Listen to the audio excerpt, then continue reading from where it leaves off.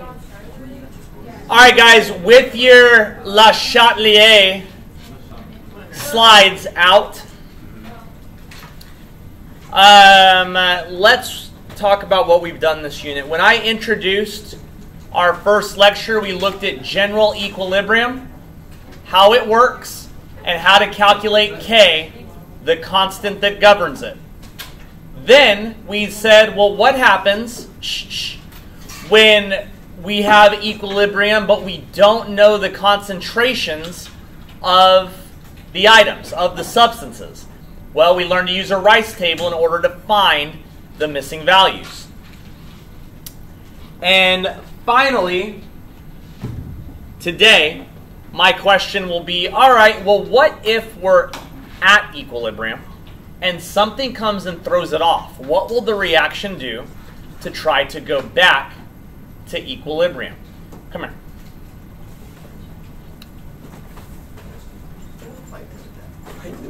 Gio, do you consent to be on video? Sure. Sweet. This is Gio. All right. So here's the deal. Here's the deal. I'm going to put you in equilibrium. All right. We're going to call it equilibrium that square. So get into that square. Perfect. Perfect. All right. So here's what your job is. He's at equilibrium. All right. He's at equilibrium. Now y'all are supposed to go K. Okay. Come back over here. All right. All right. Funniest joke of the lecture. Okay. Now, here's the deal. He's at equilibrium as long as he's in that square. Your job is to not leave equilibrium. Deal? Do not leave. Do not leave equilibrium. Now watch. What? Fight up here. Fight harder. Fight harder. There we go. Okay. Hey, what is he doing? And I'm super strong. What is he doing to stay in equilibrium? Fighting against me. He will be more specific. I'm pushing that way, so he's pushing. He's pushing. Okay. Okay. Oh, there you go. What's he doing now? What's he doing now? I'm pushing the other way. Why isn't it working? Because now he's... Guys, this is what the reaction... You did good. This is what the reaction is going to do as items throw off its equilibrium. It's going to fight back, but it's going to push back in the way that fixes the change. And we want to take a look at specifically what that means. And the principle that governs this is called Le Chatelier. Just because it's fun to say. Slide change.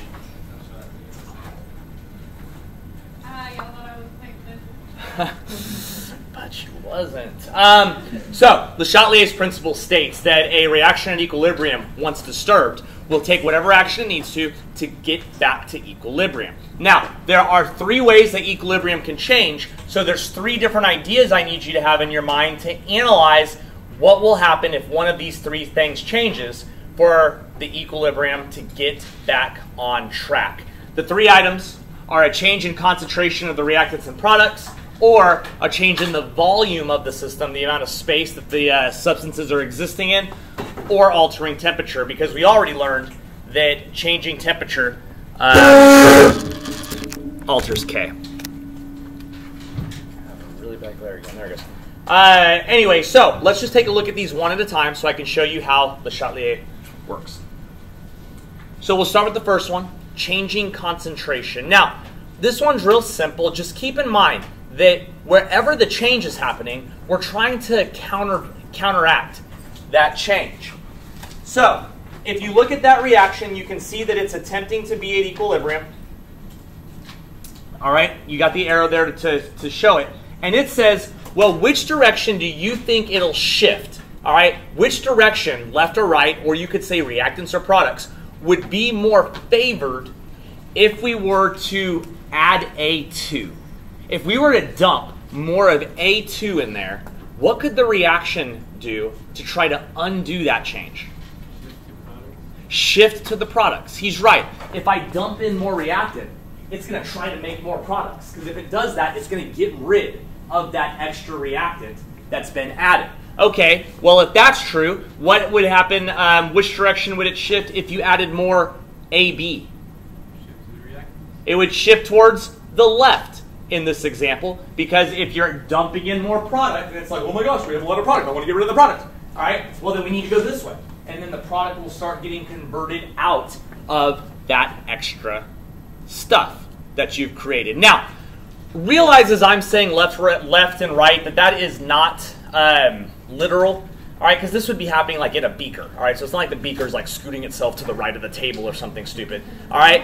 Just realize that this is referring to the rate at which it's moving one direction or the other, all right? So by adding more product, the rate would move faster towards the reactants to undo the change. Well, look at the third option, or the third question. Which direction will it shift if B2 were removed? It would stay the same. No, because it's altering it. If we alter concentration, Chatelier says something will happen.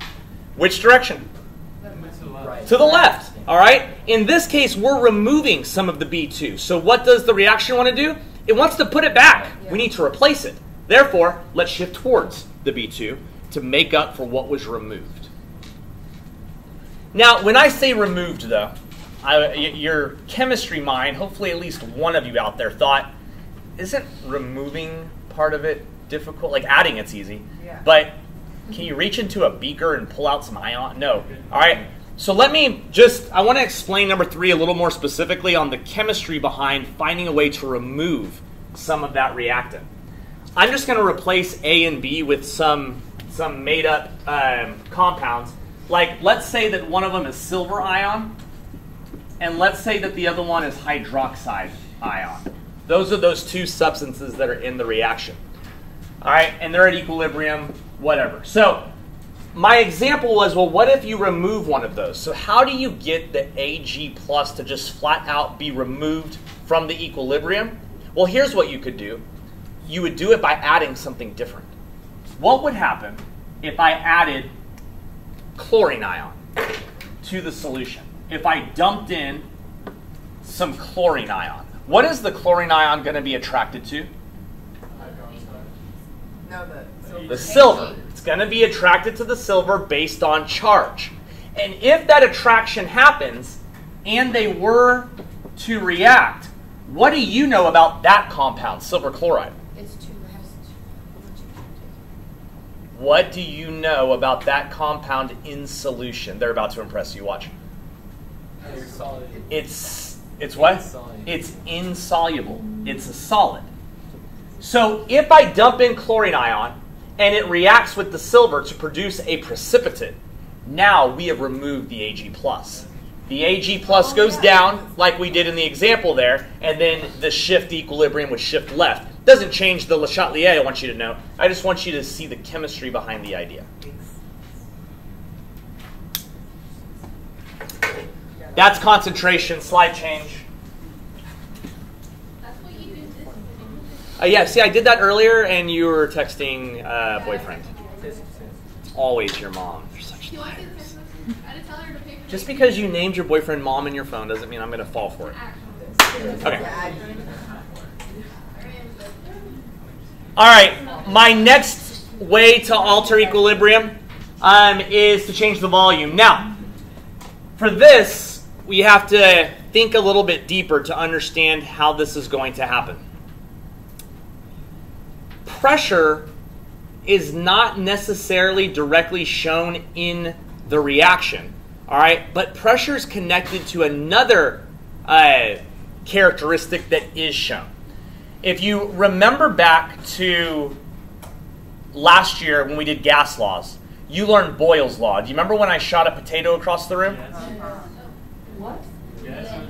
When I shot the potato across the room, I was showing you Boyle's law, which stated if pressure goes, well, the way that the potato went, if volume went down, pressure went up, all right, and it made the potato shoot. So while volume is what's changing here, pressure is what the reaction can control. So based on this connection, we can come up with knowing which direction it'll shift on a change in volume. Pressure is going to be directly connected to number of moles.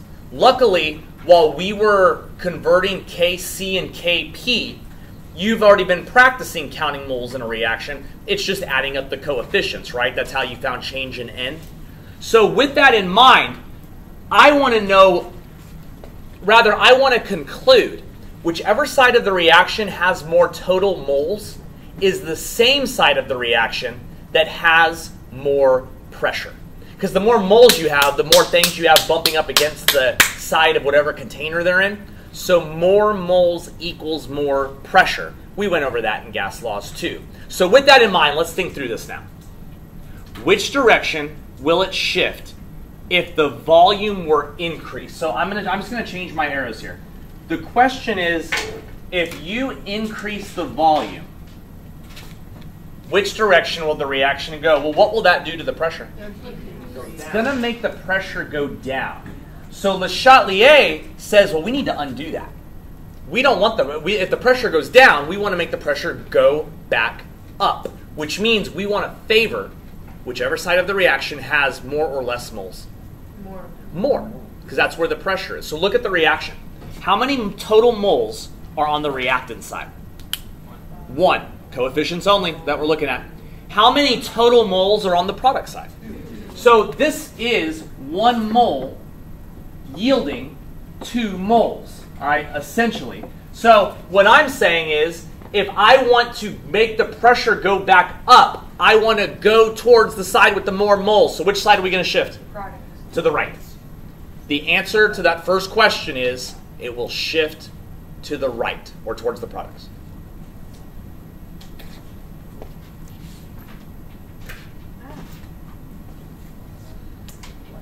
So the next question then would be kind of obvious. God. Very frustrating.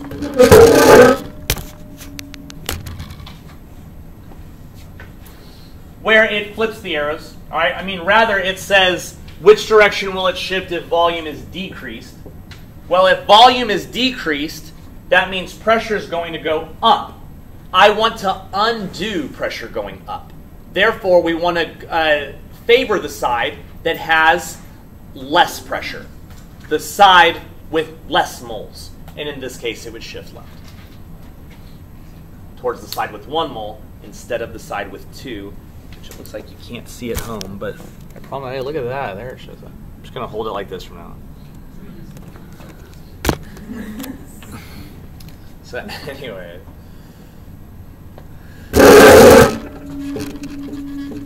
Questions on that idea? The first one was right, the second one was left.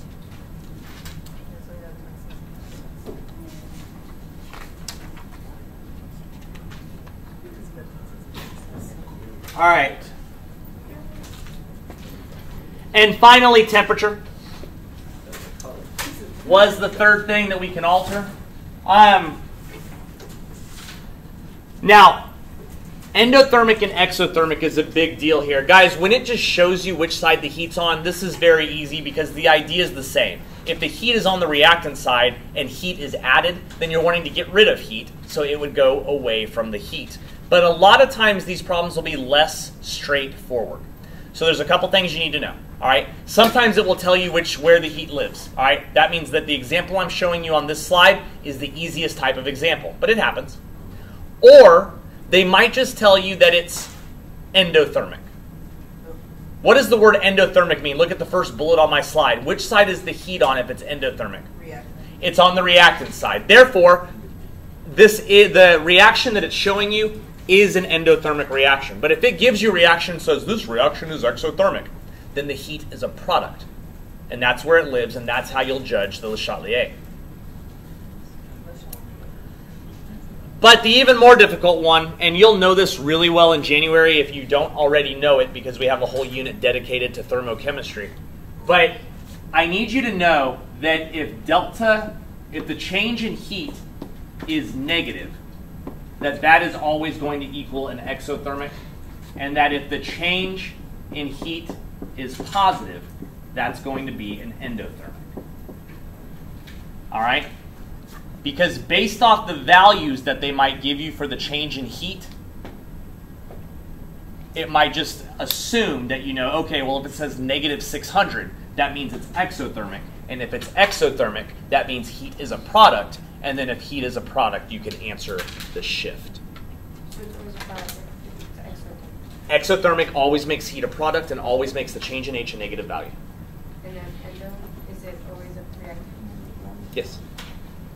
Because it means heat's being put in at the beginning. Now, so let's answer the questions. Which direction will the shift be? Now, again, this just tells you where the heat is. Which direction will it shift if heat is increased? Left or right? Towards the right. All right, Diego doesn't have to be the only one answering. But yeah, if you add more heat, well, it wants to get rid of that extra heat. So it's going to shift away from the heat to get rid of it. So of course, if it goes down, well, it wants to replace the heat that's been taken away. So it's going to shift towards the heat to fix the change.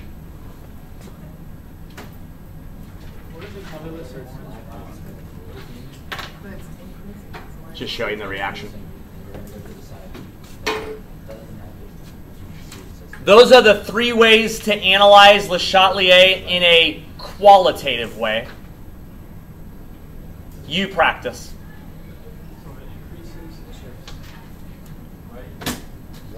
In that case, if it increases, it shifts right, yes. All right, guys, I want you to solve all 4 of these. I'll give you 45 seconds. That's hopefully all you need.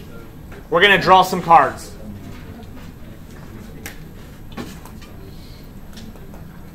Answer all 4 questions based on this new reaction.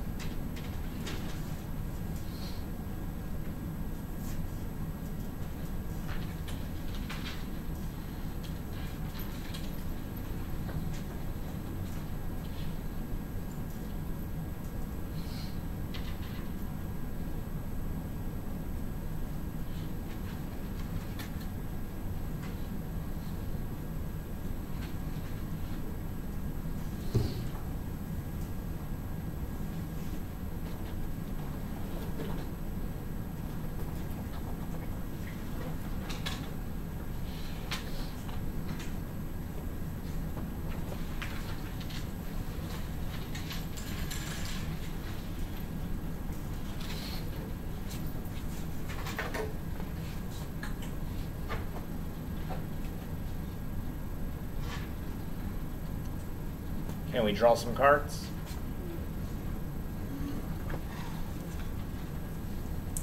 Let's start with cluster 1 and head over to seat 5. Oh, I found Aspen somehow. Hey, Aspen, what did you get for the first one? She says left. Do y'all agree or disagree? I agree. Everybody agrees? Ooh, I tricked them people at home. Somebody figure out why it's wrong. Ooh, water's liquid. Liquid does not affect equilibrium changing. The amount of water makes no shift happen. Careful. Liquids and solids have no effect on equilibrium, so altering them will not activate anything Le Chatelier because equilibrium hasn't changed. Sorry, Sabrina. Hey, everybody missed in the other class too. So. It was a tricky start. All right, let's get less tricky though. Let's go to cluster 5, seat 4. Y'all that are sitting in the back, make sure you tell me if I pick your seat because I can't remember where y'all are supposed to live. Aspen, what did you get? Towards reactants. Towards the reactants. Do y'all agree or disagree? I agree. If it's exothermic, heat is a product. If it's increased, we want to get rid of that heat. So we're going to go towards the reactants to lower it. Let's head over to cluster 5, seat 6. Aspen, again, is on a roll today. What about the third question? What shift occurs if volume is decreased? I said towards the product. She said to the right. Do you agree or disagree? I agree. So here, think about it. If volume goes down, pressure goes up. I want to undo pressure going up by making the pressure go back down and favoring the side with less moles.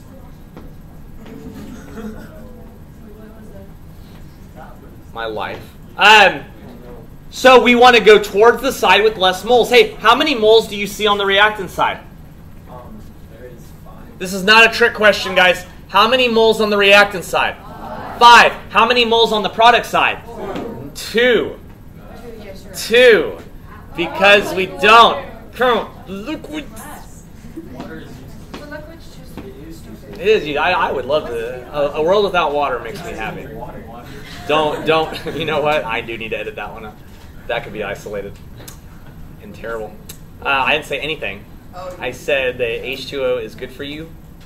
And okay. The very last one. Let's go to cluster 1, seat 6. What did you get, Fowler? To which one? The last one, right? Yeah, last one. Left. She says left. Agree or disagree?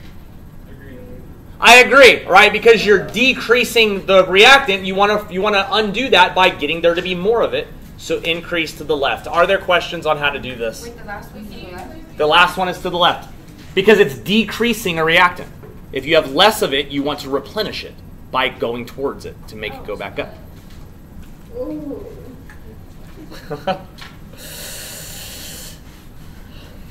All right, so let's change from qualitative to quantitative. If we are given a situation where we need to look at Le Chatelier numerically, the way that you'll know is in your rice table, there will be no zeros. If you think about all the rice tables that we've done, there's always a zero somewhere, most commonly the products. But since it's a reversible reaction, those zeros could be set up through the question to exist on either side. The zeros are what are indicating whether it's plus X or minus X because the reaction's always moving towards the zeros. That's why in the majority of rice tables that you've done, usually the products are sitting there at zeros. Therefore, the products are sitting there with pluses on the X's. Can I borrow some Chromebooks? Yeah. Right behind the Okay, thank you. the demo table. Those zeros are receiving those plus X's, and that's what's indicating, well, which direction it's shifting, all right? Because we've been assuming that it's always going to shift towards the products, all right? And that's where the zeros have lived. If there are no zeros in a rice table, meaning if we were given concentrations of all the substances of reactants and products, the shift wouldn't be obvious. Le Chatelier, qualitative, it's obvious when we talk about, oh, well, we're adding more of this. But what if you just have numbers for everything and you can't see whether it's going to shift towards the reactants or products? When that happens, and you'll see an example if any of those wordings, if that was too wordy, but we call it Q. It's the reaction quotient, and Q is what we'll use to figure out if it will shift left or right. Now, here's the good news about Q. It uses the same equation as K. So if you already know how to put products over reactants raising to the power of coefficients, you're fine, all right? The only real new thing here is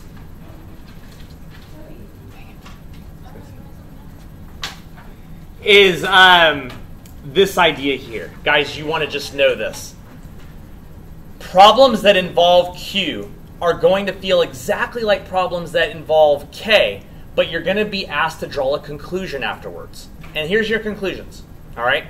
You're going to be comparing Q, dealing with Le Chatelier, dealing with a change to equilibrium, to K, actual equilibrium. And based on whether Q is a bigger number than K or a smaller number than K, you'll be able to figure out the same thing we've been figuring out all period, which direction the rate's going to increase because of which direction is favored. So you want those rules in front of you as we enter this next slide, and I believe this is a partial slide coming up.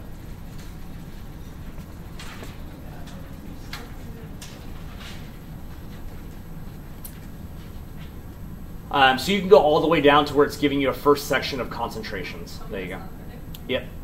All right, now I do want to warn you, if you copied these slides prior to this morning, I made a change on the last example here.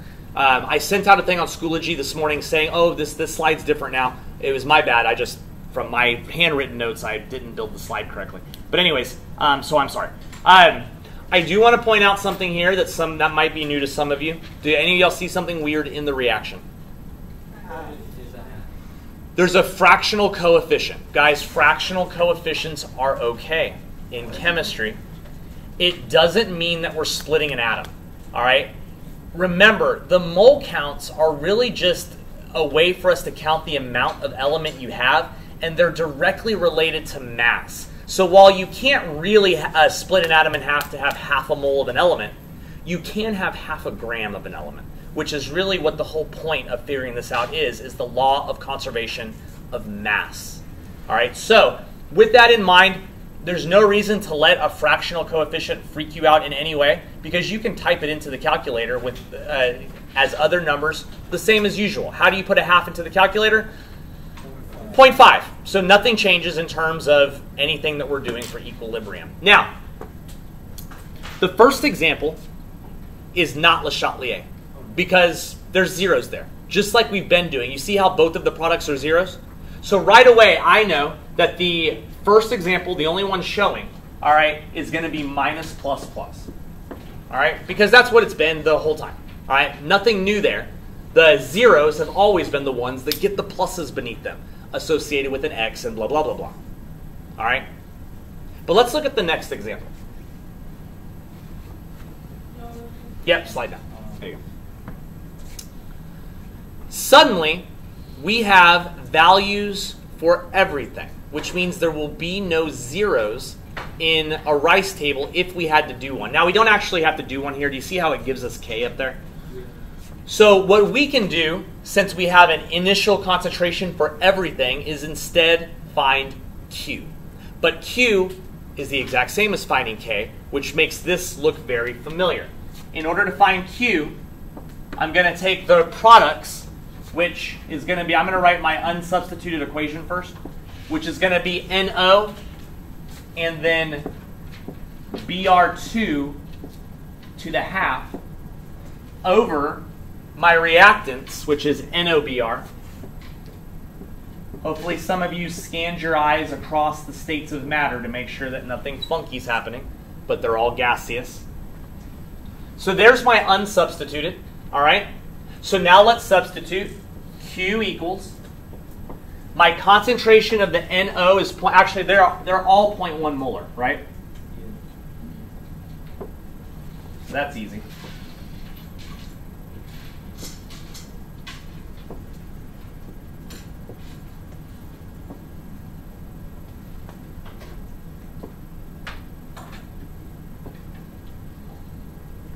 So there's the substituted equation. I'll give you a moment to find Q.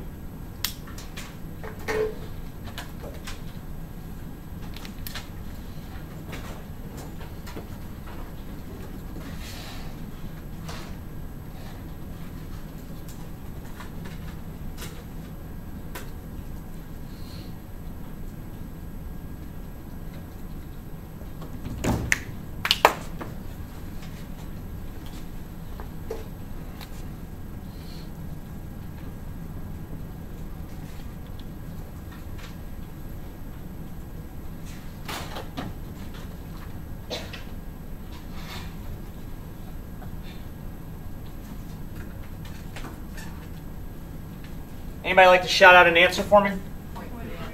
Perfect.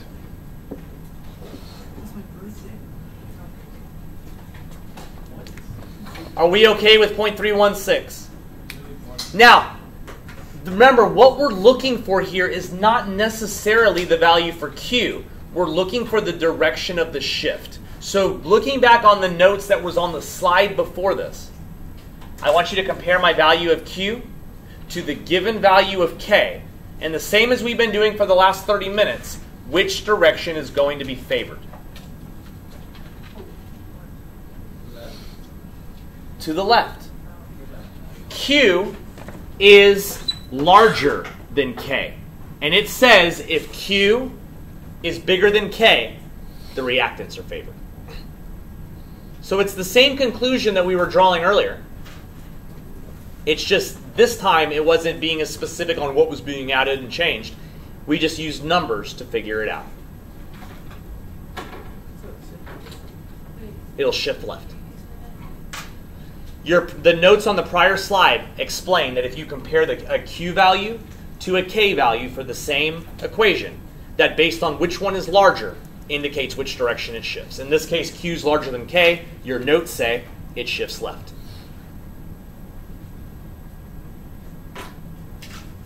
You try one.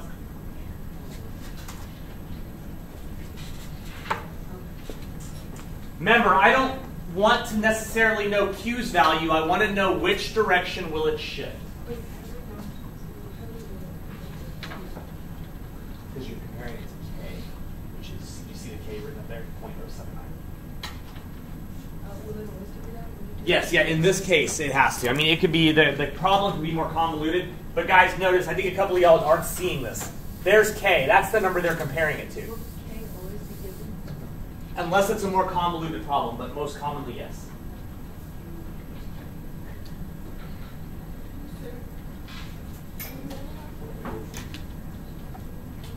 Yeah, you're doing the yes. So she showed the third one. So you're going to run the Q equation again, find Q for those new numbers on the bottom, and then compare your Q to the same K that you did. What? You could, if it was a longer, more convoluted problem. I wrote that assignment. I had to take it. Not 100% sure.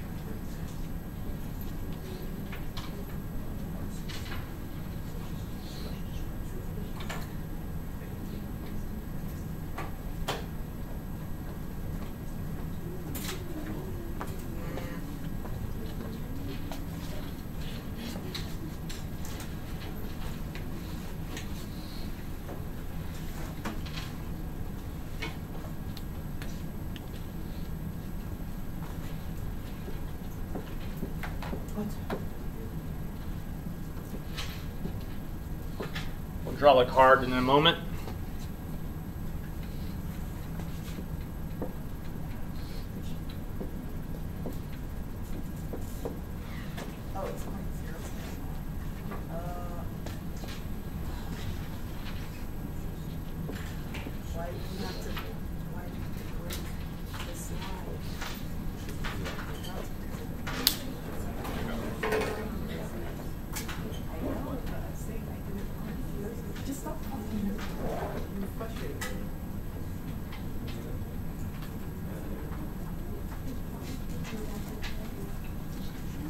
I wrote my substituted equation up there. I see some of y'all realizing that we have run into my edit now.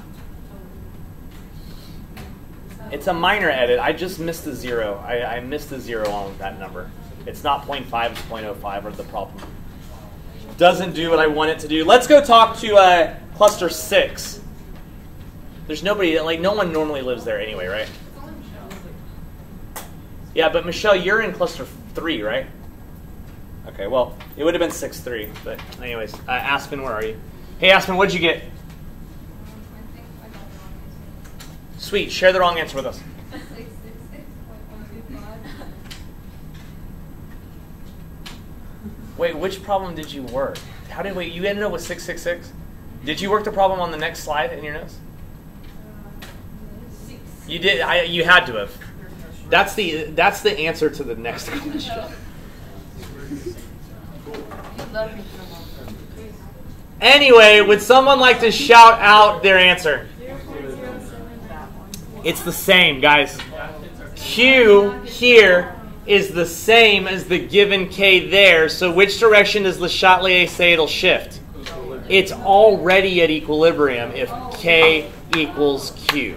I got 0.079. You're fine. I got 26. Because I did the other problem. You did the other problem? Quit doing other problems. Quit doing other problems. I did this one. Anybody want to come up here and sing the Happy Mole Day song? Happy, happy Mole Day. Did we get it on video? Yes, it's on video. Now, that is the extent of Q.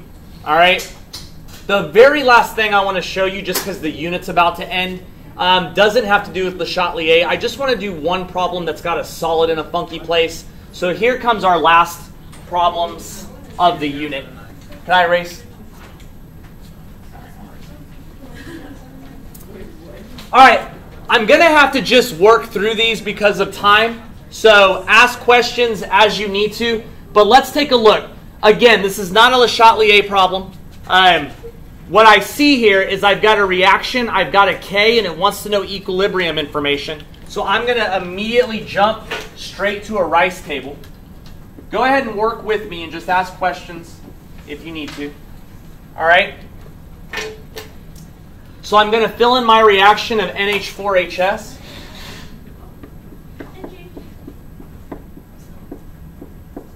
All right, and we are at equilibrium there with ammonia.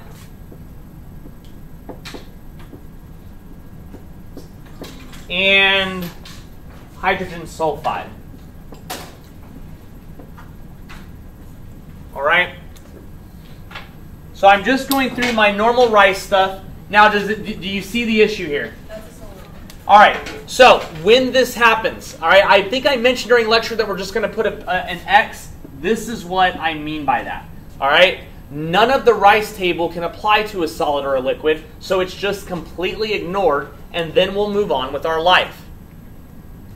The reason I know this is definitely not a Le Chatelier problem is because there's going to be zeros. All right. When I set up my Rice table and I look for my initial concentration of the products, there are none. All right. Well, we know that that means zeros. So with that said, I know which direction it's going to shift already, so who cares about any of the stuff we've been talking about today? This is just going to be plus x, because the zeros will always indicate where it's going to shift towards. So our equilibrium then is just sitting here at x. Now, it wants to know those numbers, and it gives us k. So the k, it says, is 1.8 e negative 4. So 1.8 e negative 4 equals, now I'm doing my k expression here, all right? I didn't unsubstitute it. I'm sorry, I'm bad, but I don't want the bell to ring. So it's supposed to be products over reactants, right? But we don't have any reactants, right? So it's really going to be products over 1, which is just the products. Did you follow? So my NH3 is X, and my H2S is X. Those are the products. Over 1 is just that. So what's the other way I could have written that? X, yeah, x squared, not 2x. They're multiplying.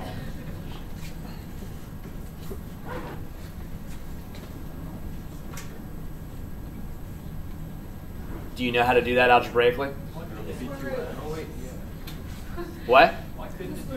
Because that would be a different number. Squaring is a number times itself. Yeah, no, good talk. I like that talk. Yeah, square root, guys. In order to solve for x, it's the square root of that number. So here you can find out that x equals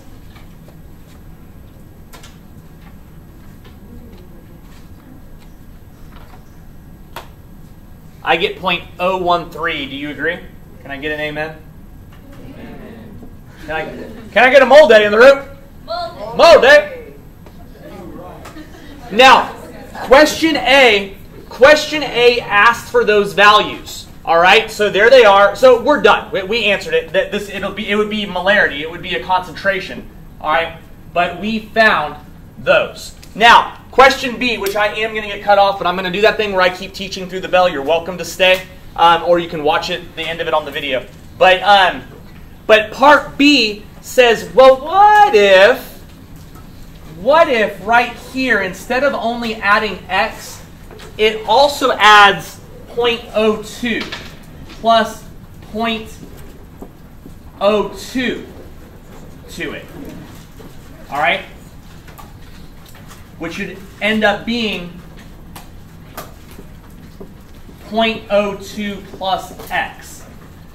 So this would change up our work a little bit as we try to solve for the concentrations here. So I'll start to set it up the same. All right, it will be K equals, again, the K was 1.8 E negative 4.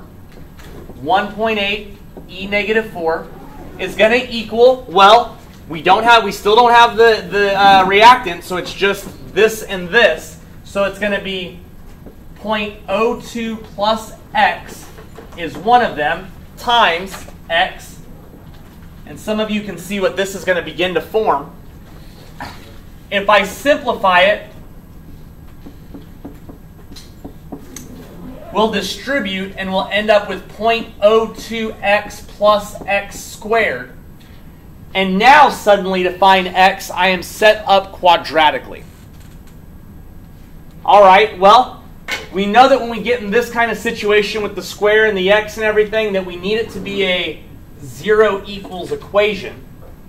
I want to keep my x squared positive. It already is. That's good. So it's going to be x squared plus 0.02x minus 1.8 e negative 4. All I did was I moved that over, and it turned into that, right? Because this was already positive, this was already positive, but I had to subtract to get that brought over. And here's where our solver becomes our neighbor and our friend.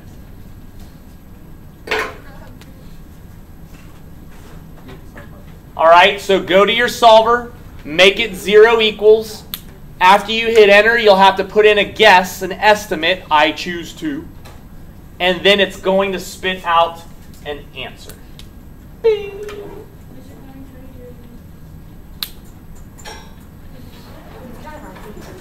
So I'm going to go,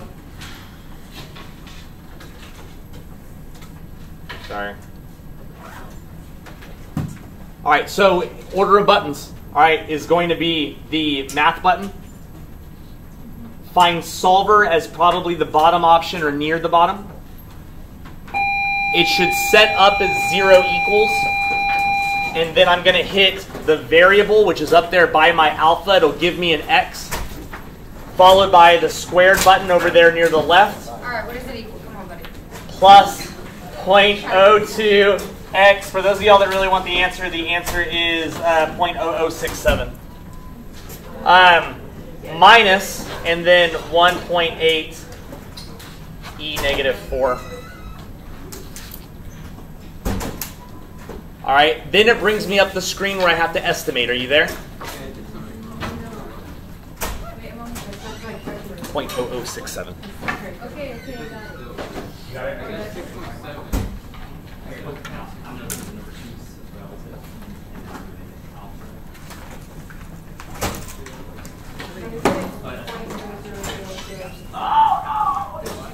I wanted to go to, did you see what we put? 0.0067. Yes, 0.0067.